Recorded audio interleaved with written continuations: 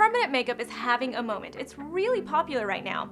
And you guys might remember a few years ago on our show, The Sass, I got my brows tatted. So today I'm gonna share with you the things I wish I would have known before I did it.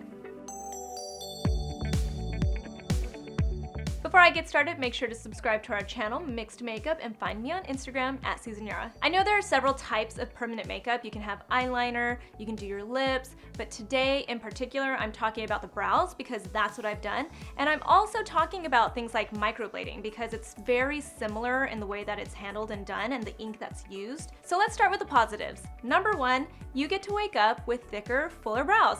And that's obviously the reason why we decided to do this. I was really excited with my brows. I loved the shape immediately, I loved the color. I just loved them. I mean, if you guys watched our video, I was pumped about my brows. They looked really, really good. Number two, you still have to fill in your brows.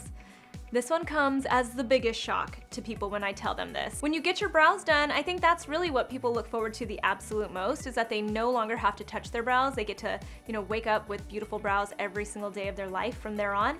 But it's not true.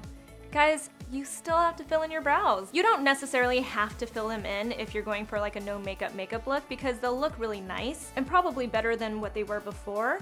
But if you're going for like a full face of makeup and you really want to look glam that day, you usually have to tweak them a little bit. You're not going for the full brow, but you're definitely filling in little patches here and there.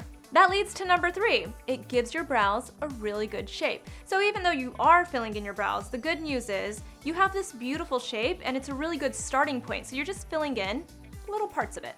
Number four, you have to fill them in more than once. So I was lazy and cheap and several other things. There were a lot of reasons why I only got my brows done once, and that was a really big mistake. You have to go in at least a second time so that they can fix the shape and get it perfect and get that fullness right, get the color right, all of it.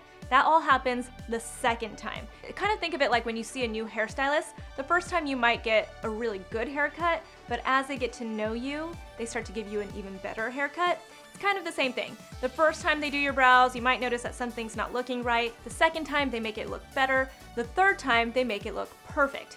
And then even after that, a year or two will pass, and you probably have to get them done again if you want to keep the look going. And number five, the color fades.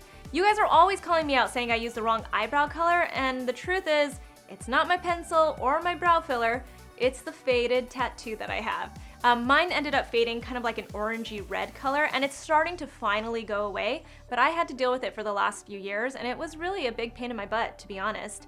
I don't care what anyone tells you, the color will fade. Sometimes it won't fade as drastically, and if you get it done more than once, I've actually talked to several experts on this. They said my big mistake was not going back in for the second round, but even at that, the color is still gonna fade, and it's gonna fade into a much different color than what you started with. So that's definitely something to keep in mind. You are going to eventually have a different color there, whether it's orange, red, or even green.